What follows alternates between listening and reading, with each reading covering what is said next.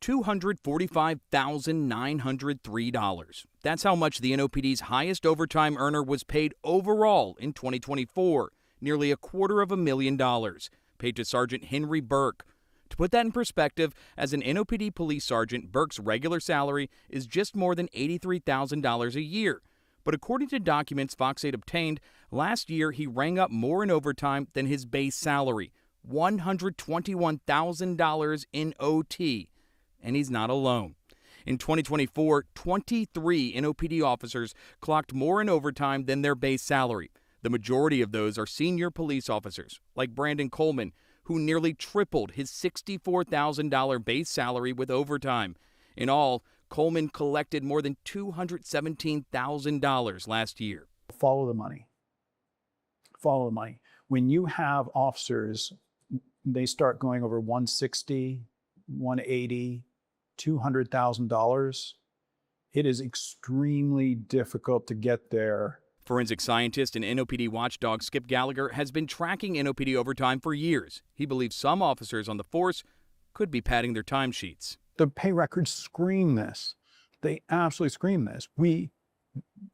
Every time an officer clocks over 200,000, if they're not in the command structure, we should have questions about them and what they're doing with their time. Fox 8 took an in-depth look. On July 13th, our undercover camera captured Henry Burke getting into a vehicle at 2:54 p.m., then driving away 1 minute later. However, his timesheet that day indicated he clocked in nearly a half hour before that, at 2:30. Burke lives outside of Orleans Parish. A typical trip from his house to his NOPD station takes about 25 minutes. 2 days later, our camera captured Sergeant Burke returning home at 6:54 in the morning, 6 minutes before he clocked out of his shift.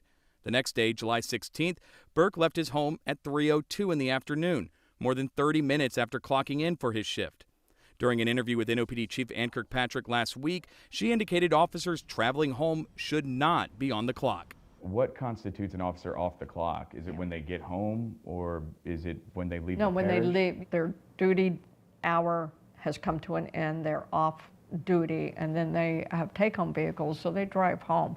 They're not on duty while they're driving home. On September 24th, our undercover camera captured Sergeant Burke loading a K-9 into a vehicle, then he pulled off at 2:55, again, nearly a half hour after he clocked in, and with at least a 25-minute drive ahead before he could arrive to his district for his more than 16-hour shift. What disturbs me is that I have warned the department for more than 5 years that this is going on, and we still have this problem.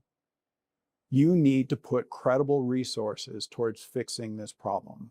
Then there's senior police officer Brandon Coleman. Remember, Coleman nearly tripled his salary by working overtime last year, taking him from a base pay of about $64,000 to more than $200,000.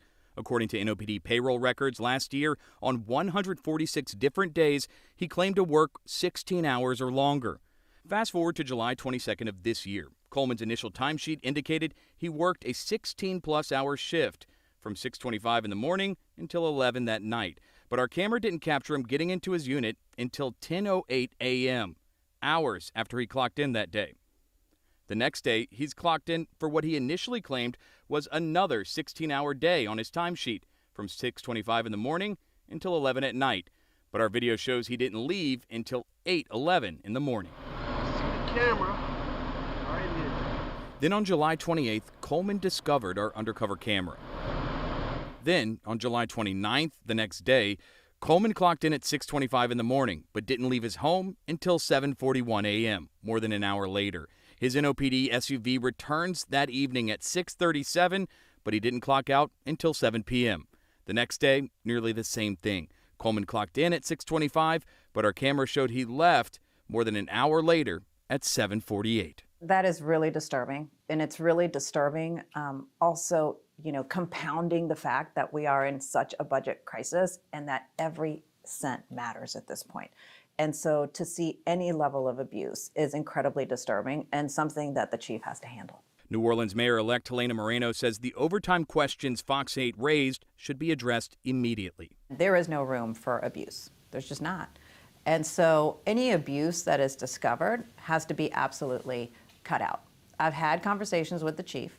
about overtime. I've had conversations with the chief about whether there's potential abuse. I have directed her that she needs to handle this and take care of eliminating any type of abuse of overtime.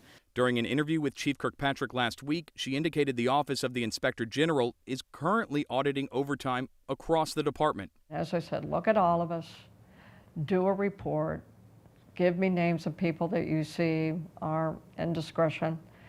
This is not a witch hunt, but it is truly to close this out. Let's change how we are documenting all of that. So I'm just looking for a clean bill of health here, and I think that's the best way to get to it. A lot of times people want to focus purely on the numbers, which are important, but the morale is also really important. And so and then the other thing is you don't want a system of, well, I see these men or women getting away with it, so now I'm going to start doing it. New Orleans City Council member Joe Giarrusso believes it's essential to have a clean payroll within the NOPD to ensure the best officers aren't driven away.